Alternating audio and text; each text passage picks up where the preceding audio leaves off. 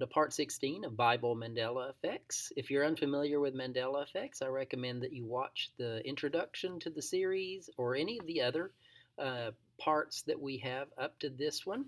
And today we're going to begin with looking at Isaiah 32, verse 8, which says in the New International Version, "But the noble make noble plans, and by noble deeds they stand. Someone who's noble will be known by the noble things that they do." Very simple concept. New Living Translation, it's the same idea, but it says generous. So noble or generous, good idea as far as what the word is. And you see that as we scroll down in other translations, it's consistent, noble. But then look at the King James Bible. "But the liberal deviseth liberal things, and by liberal things shall he stand." When I saw the word liberal, I thought that sounded different than what I remember. I remember noble, or generous, depending on the translation, but liberal just sounded strange to me. So I wanted to look at the Hebrew and see what it said. But the word that it's used there is pious. If we look at the specific Hebrew word, eusebes, it's pious, a God-fearing person. A God-fearing person or a devout person will be known by what they do, is what the verse is saying, the idea behind it. So um, with that, it just sounded a little unusual to me for the liberal, meaning a liberal person is someone who's liberal. They give things, they help others, but I just don't remember the word liberal. It just sounds strange to me in that verse. But the idea is someone who's God fearing. Now you can be God fearing, um, but just because someone is liberal with the things they hand out doesn't mean that they're God fearing. So it just sounds strange to me. I don't remember that word in the Bible, especially in that context. Next is Ezekiel 27, verse 28. "The shorelands will quake when your sailors cry out." Talking about God's judgment, the shorelands, the area along the shore, will quake when your sailors cry out. Sailors, those on the ships out to sea. A sea quake, the sailors will cry out as this is occurring. And then the New Living Translation, "Your cities by the sea tremble." Okay, cities by the sea, that makes sense because that's where you find sailors. "As your pilots cry out in terror." And the word pilot sounded strange to me. So I looked up the word pilots, and a pilot in this context was around in 1611 when the King James Bible was used. You see that word again in the King James Bible, but you also see another word, "the suburbs shall shake at the sound of the cry of thy pilots." So not just the word pilots, which sounded strange, but suburbs. So pilots was around, but it was used in the term of sailors. We think of pilots today as someone who flies an airplane. Back then, it would have been used in the context of a sailor out to sea. Now, let's look at the original Hebrew for this verse, and we see, "At the sound of your cry, your navigators." And the word navigators, Kubernetes, is a steersman or a pilot, someone who is steering a ship out to sea. So when you now read it, it says, "At the sound of your cry, your navigators with fear shall be afraid." So because it uses the word navigators, that's where you get the idea of this being along the shoreline, because you're talking about sailors, navigators on a ship. So the idea of suburbs sounds strange. A suburb during this time, 1611, meant someone outside of the main city. So to use that word, it just sounds strange. That's why the other translations talked about the cities on the shore.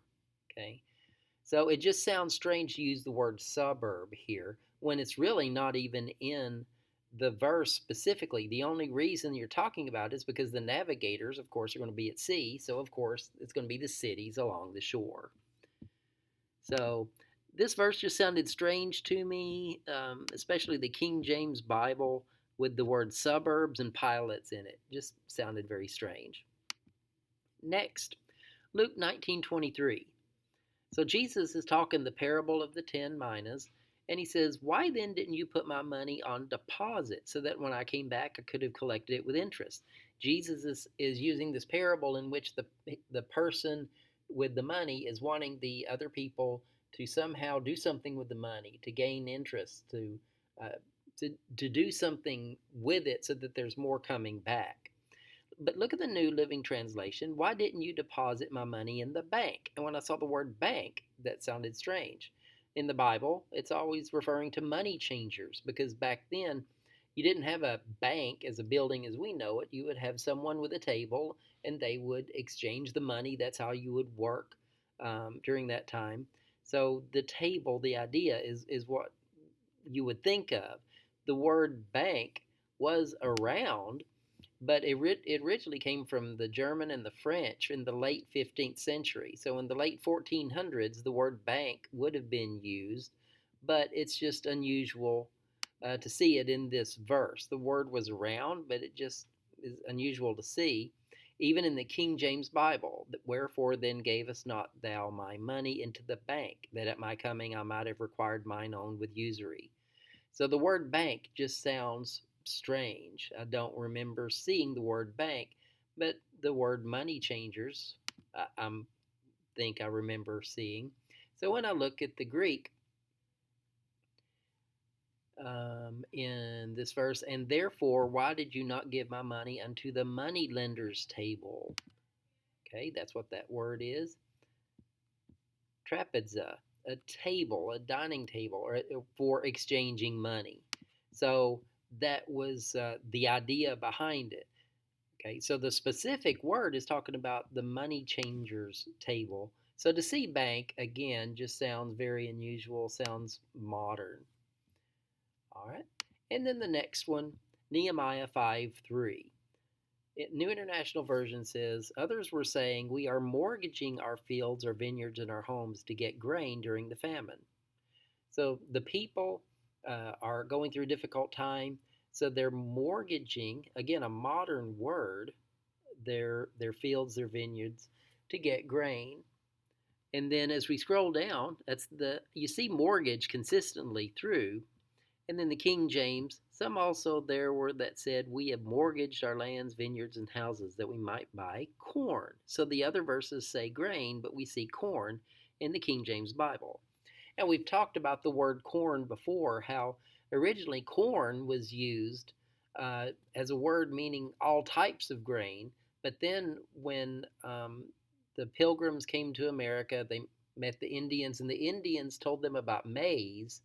They just used the word corn it became synonymous with what the Indians had, a substitute for the word maize. And then they used grain for all other types of grain besides what we know as corn.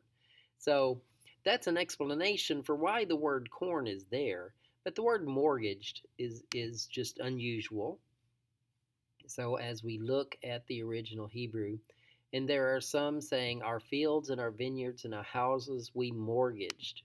So looking at the specific word, dodomi, it means to give, okay, to offer to give. You give your house so that in return you're going to get grain to live on. So that's the idea behind the verse, and seeing the word mortgage just sounds very modern. I don't remember the word mortgaged in the Bible. So again, that's why these are Mandela effects. They don't match what we remember. It sounds strange, just unusual wording for a lot of the concepts of the Bible.